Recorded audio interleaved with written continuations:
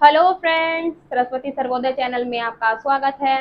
हमारा आज का विषय है महासागरों का क्षेत्रीयकरण, जिसमें हमने प्रीवियस क्लासेस में कई आधारों पर महासागरों का क्षेत्रीयकरण किया, जिसमें हमने लास्ट वीडियो में महासागरों के क्षेत्रीयकरण का अंतिम आधार लिया था, जो कि था कि महासागरों का भू राजनीतिक आधार पर विभाजन या फिर महासागरों का भू राजनीतिक विभाजन के आधार पर महासागरों का क्षेत्रीयकरण।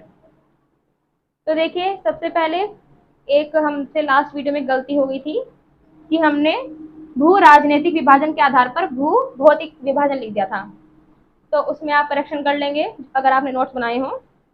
वैसे यदि हम कोई भी क्लासेस लेते हैं, अगर हमने क्लास लेकर हमने फ़ोन बंद कर दिया तो उसका लगभग आपको 30% ही बेनिफिट मिलता है।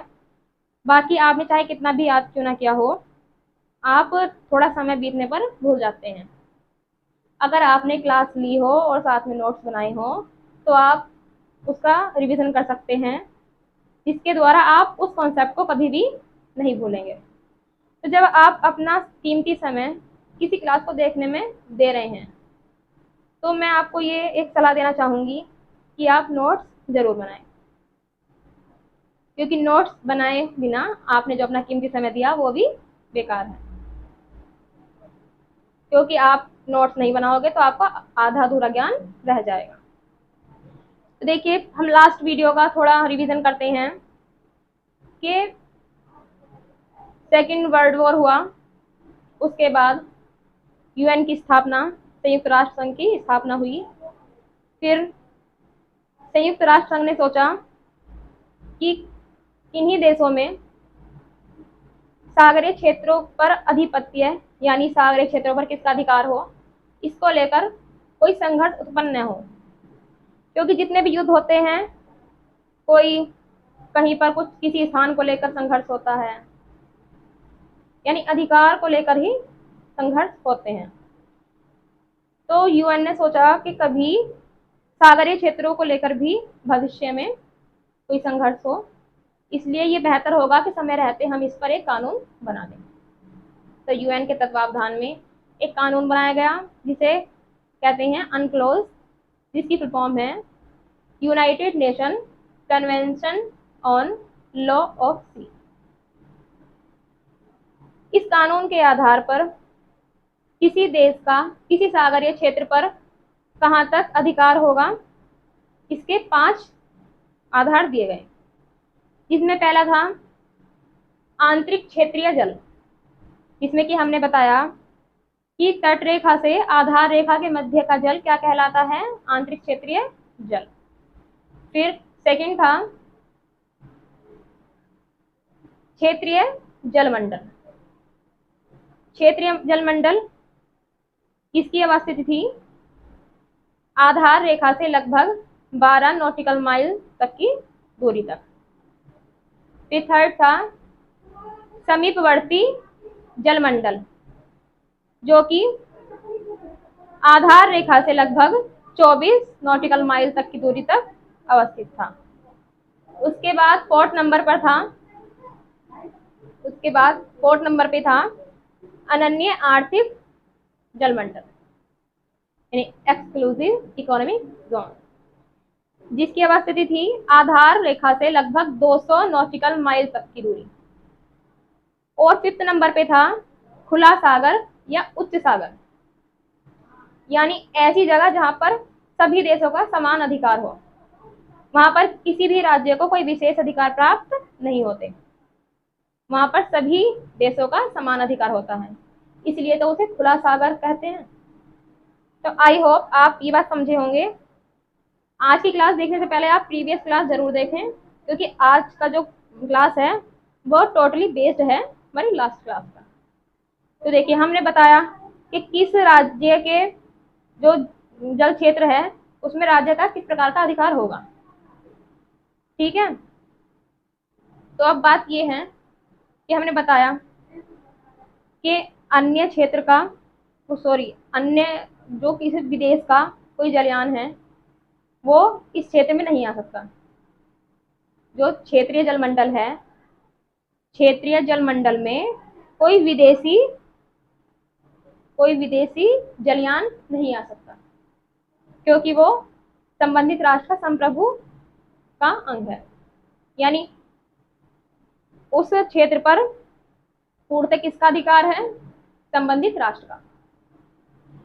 अब देखिए, कोई मुसीबत आन पड़े कि कोई ज्यादा ही परेशानी है, अब जो जलयान में हैं उनके सामने दो ऑप्शन है, या तो पहला ऑप्शन उन्हें मौत तक ले जाएगा, दूसरा किसी राज्य के, किसी देश के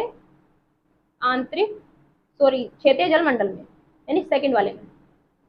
किसमें? सेकंड वाले में। तो अब देखिए, एक ऑप्शन तो मृत्यु है, तो ये सब ये सोचा गया कि ये तो अच्छा नहीं है कि एक जलयान डूब गया, ये सोचकर कि वो दूसरे राष्ट्र के क्षेत्रीय जलमंडल में नहीं जा सकता। तो इस कानून में कुछ छूट दी गई कि देखिए कब कब कोई विदेशी जलयान किसी राष्ट्र के क्षेत्रीय जलमंडल में प्रवेश कर सकता है। तो देखिए उसकी कुछ शर्तें हैं। पहला हमारा टॉपिक दूसरा था, लेकिन हमने सेकंड का वर्णन कर दिया। तो पहले हम इसे समझेंगे, उसके बाद हम इसे लास्ट में समझेंगे। तो देखिए, इसे कहते हैं निर्दोष पारगमन का अधिकार। यानी देखिए, कोई समुद्र में कोई विपदा आ गई है, उसमें जो वहां पर जो जलयान था उसकी तो कोई गलती नहीं थी, तो वो तो निर्दोष है। तो इसलिए इसे हम क्या कहते हैं? निर्दोष पारगमन का अधिकार। तो देखिए, विदेशी राष्ट्रों में जहाज या पनडुब्बी को निर्दोष पारगमन के अधिकार के तहत संबंधित राष्ट्र के क्षेत्रीय जलमंडल में प्रवेश करने का अधिकार होता है। यानी देखिए, कोई विदेशी राष्ट्र का जहाज है या पनडुब्बी है, वो किसी अन्य देश के क्षेत्रीय जलमंडल में जा सकता है। कैसे जा सकता है?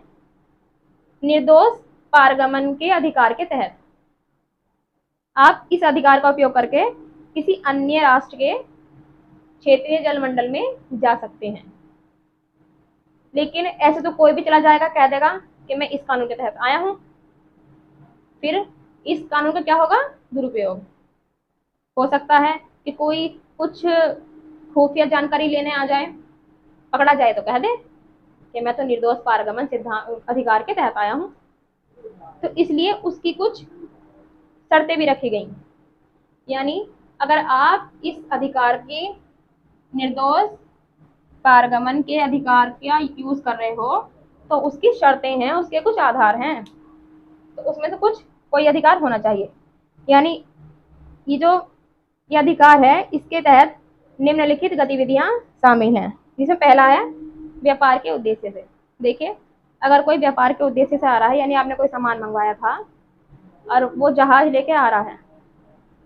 अब ऐसा तो नहीं है कि आप जिस देश से सामान मंगवा रहे हैं तो जो जहाज हो वो भी उसी देश के हो, ऐसा नहीं होता। कहीं पे ऐसा हो भी सकता है, लेकिन जैसे मान लीजिए आपको कोई सामान भिजवाना है, अब आपके पास परिवहन नहीं है, तो आप क्या करते हो? किराए पर ले लेते हो। तो ऐसी जब व्यापार करते हैं, तो मान लीजिए आपके पास सामान तो है, आपको बेचना भी है, तो क्या होता है? किराए पे जहाज ले लेते हैं, यानी तीसरे देश का जहाज बीच में है। तो देखिए, जब कोई व्यापार के उद्देश्य से कोई जहाज आ रहा होता है तो उसे अनुमति है, वो आ सकता है, क्षेत्रीय जलमंडल में आ सकता है। देखिए, सेकंड है ईंधन पुनर्भरण। मान लीजिए कोई जहाज निकला था और उसका ईंधन खत्म हो गया।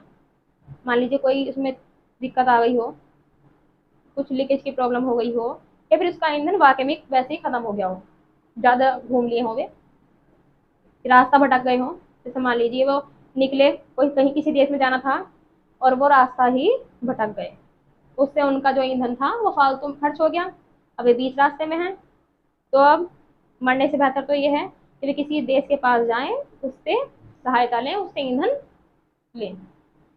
तो अगर किसी जलयान का ईंधन खत्म हो गया है तो वो ईंधन पुनर्भरण के अधिकार से निर्दोष पारगमन का अधिकार कहकर किसी राष्ट्र के क्षेत्रीय जलमंडल में प्रवेश कर सकता है।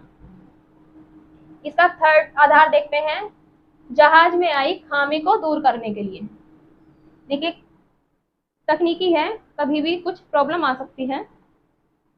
तो मान लीजिए किसी जहाज में कोई कमी हो जाए, कुछ दिक्कत आ जाए, कोई सी मशीन खराब हो जाए, तो वो निर्दोष पारगमन के सिद्धांत के आधार पर किसी राष्ट्र के क्षेत्रीय जलमंडल में प्रवेश कर सकता है। हमारा फोर्थ आधार है, समुद्री आपदा से बचने के उद्देश्य से। देखिए, समुद्री आपदाएं बहुत सी होती हैं, जैसे कि सुनामी है, चक्रवात है। अधिकतर समुद्र के अंदर ज्वालामुखी फटते रहते हैं, जिससे सुनामी आती रहती है। तो बहुत ही प्राकृतिक आपदाएं हैं। अब मान लीजिए कोई जलयान किसी का सामान लेके जा रहा था व्यापार के आधार पर, व्यापारी कोई वो जलयान है, और अचानक से कोई आपदा आ जाए, तो वो बचने के लिए कहाँ जा सकता है, जो उसके समीपी राष्ट्र है उसके पास जा सकता है सहायता के लिए, कि मतलब थोड़ी देर के लिए वहां पे वो ठहर जाए। तो ये 4 आधार थे, व्यापार, दूसरा ईंधन पुनर्भरण, और हमारा फोर्थ था कि थर्ड था कि जहाज में कोई खामी आ जाए, और अंतिम था कि समुद्री आपदा से बचने के लिए। अब देखिए, कुछ ये तो आधार थे, कुछ शर्तें भी होंगी। अब कैसे पता लगेगा कि हमसे मदद मांगने आ रहा है? कैसे पता चलेगा कि जो जलयान हमारे क्षेत्रीय मंडल में आ रहा है ये सहायता के लिए आ रहा है, इसके पास कोई और ऑप्शन नहीं है, या ये व्यापार के लिए आ रहा है? ये कैसे पता लगेगा? तो देखिए, कुछ शर्तें रखी गई हैं कि आप इन शर्तों का पालन करोगे तो ये प्रूव हो जाएगा कि जो जलयान आ रहा है ये मुसीबत में है। तो देखिए, परंतु संप्रभु सीमा में प्रवेश करने से पूर्व निम्नलिखित शर्तों का पालन करना होगा। इसमें पहला है, देखिए, अगर पनडुब्बी है, पहले आप समझिए जहाज और पनडुब्बी किसे कहते हैं। जो पानी के ऊपर चले सतह पर, वो क्या हुआ? जहाज। जो पानी के अंदर रहकर चले, समुद्र की गहराइयों में चले, तो उसे क्या कहते हैं? पनडुब्बी। तो देखिए, अगर पनडुब्बी है तो सबसे पहले हमें उसे जल से बाहर लाना होगा, यानी जल की सतह पर लाना होगा अगर पनडुब्बी है तो। नेक्स्ट, जहाज एवं पनडुब्बी में राष्ट्रीय झंडा सबसे ऊपर दिखाई देना चाहिए। देखिए, आपके जलयान में ईंधन खत्म हो गया है, या फिर कोई खामी आ गई है, सबसे पहले आप क्या करेंगे? पनडुब्बी है तो जल के ऊपर आएगी, जहाज तो जल के ऊपर है ही, दोनों ही क्या करेंगे? जिस भी देश के वे जहाज या पनडुब्बी हैं, उस देश का राष्ट्रीय झंडा वो सबसे ऊपर लगाएंगे। नेक्स्ट, जिस देश की जल सीमा में प्रवेश कर रहे हैं उसके सैनिकों द्वारा मांगी गई जानकारी उपलब्ध करानी होगी। यानी जिस भी राष्ट्र के क्षेत्रीय जलमंडल में वो जा रहे हैं, अगर वहां के सैनिक जो भी जानकारी मांगेंगे उनसे, तो उन्हें देनी होगी, वो जानकारी देने से मना नहीं कर सकते।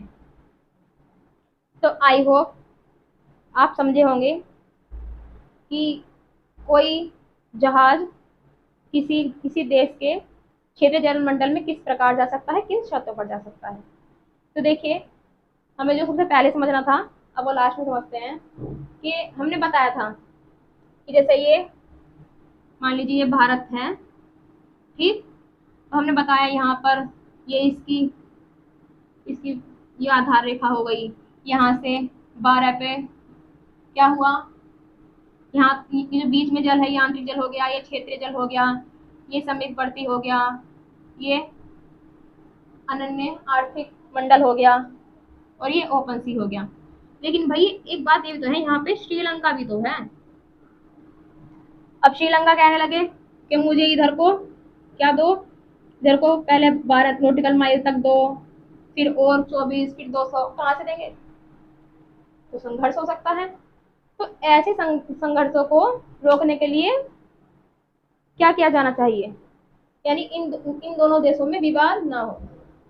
तो देखिए, सबसे पहले क्या करना होगा, यदि दो समीपीय राष्ट्रों की अंतरराष्ट्रीय सीमाएं एक दूसरे पर अध्यारोपित हो तो इनका समाधान। देखिए, अध्यारोपित मतलब, अब भारत कहे कि कानून है अनक्लोज, उसमें तो 12 नॉटिकल माइल, फिर 24 नॉटिकल माइल, फिर 200 नॉटिकल माइल हमें तो चाहिए, हम तो लेंगे, सारा हो गया यहाँ तक का हमारा। ऐसे क्या दे भारत? श्रीलंका कहे कि मैं भी देश हूँ, अनक्लोज तो मुझ पर भी लागू होता है, तो फिर मुझे भी चाहिए। तो क्या हो रही है, ये जो जो कानून बनाया था इसकी सीमाएं हैं ये एक दूसरे के ऊपर अध्यारोपित हो रही हैं। तो अब इसका समाधान किस प्रकार किया जाए? तो देखिए, या तो बराबर बराबर भागों में बांट दें, जैसे मान लीजिए अब ये है, अब जितनी भी यहाँ की दूरी है इसे बराबर बराबर बांट दें कि भाई इतना जल तुम्हारा जल क्षेत्र, इतना तुम्हारा, बराबर बराबर मिल गया। दूसरा है द्विपक्षीय समझौते, जैसे मान लीजिए भारत है, श्रीलंका है, तो भारत के प्रतिनिधि आए, श्रीलंका के प्रतिनिधि आए, एक टेबल पे बैठो, आराम से बात करो, अपना जो ये मामला है सुलझाओ। एक तो ये था कि बराबर बराबर बांट लिया। दूसरा क्या हुआ कि दोनों बैठो और बैठकर बातचीत करके अपना मामला सुलझाओ। मान लीजिए तब भी बात नहीं सुलझ रही है, दोनों अड़े हुए हैं कि हमें तो अपना 12 चाहिए और हमें भी अपना 12 चाहिए नॉटिकल माइल क्षेत्र। तब क्या होगा, फिर जैसे कि शांति के लिए स्थापित किया गया यूएन, संयुक्त राष्ट्र संघ, तो फिर उसकी मध्यस्थता आएगी, यानी वे बीच में बैठेंगे, इधर श्रीलंका इधर भारत। अब जो यूएन है दोनों की बातें सुनेंगे और फिर एक तर्कसंगत निर्णय लेंगे कि भाई किसे कितना जल क्षेत्र मिलेगा, जो कि सभी को मानना पड़ेगा। तो आई होप आपको आज की हमारी वीडियो बहुत अच्छी लगी होगी। अगर हमारी वीडियो पसंद आई हो तो वीडियो को लाइक करें, चैनल को सब्सक्राइब करें और हमारी वीडियो को जरूर अपने दोस्तों के साथ शेयर करें। धन्यवाद।